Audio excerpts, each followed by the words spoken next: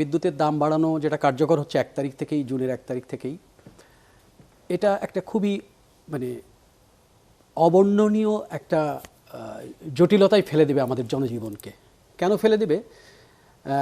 মানে এখন কি আপনার এই যে শুনানি হতো, গণশুনানি, এগুলো উঠে গেছে? হ্যাঁ, গণশুনানি হয়েছে, কিন্তু খুবই তাড়াহুড়ো করে হয়েছে, খুবই প্রহসনের গণশুনানি হয়েছে। গণশুনানিতে আমরা যারা বক্তাদের পক্ষে অংশ নিয়েছি, আমরা আমাদের কথা বলে গেছি, তারা তাদের কাজ করে গেছে।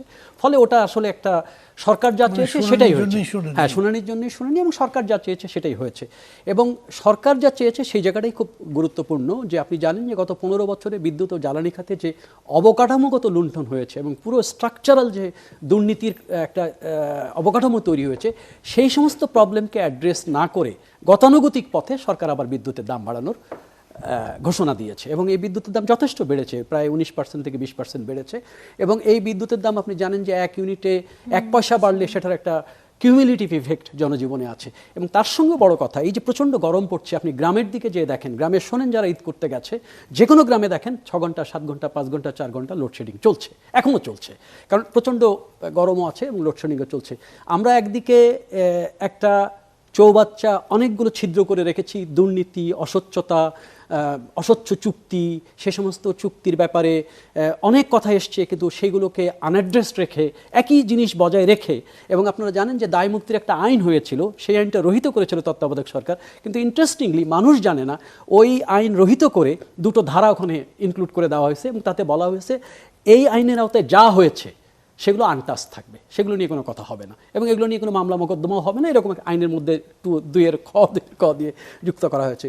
ফলে যেটা হয়েছে যে বিদ্যুৎ ও জ্বালানি খাতের যে যন্ত্রণা মানুষ ভোগ করেছে, সেই যন্ত্রণাকে অব্যাহত রেখে আবার একটা নতুন, মানে পুরনো বন্দোবস্তকেই আবার নতুন সরকার জারি করলো, যে আমরা যেহেতু বিদ্যুৎ উৎপাদনে বেশি খরচ হচ্ছে, ঘাটতি পূরণের এইটা একটা পথ, যেটা গত 20 বছর ধরে চলছিল, সেই পথেই গেল।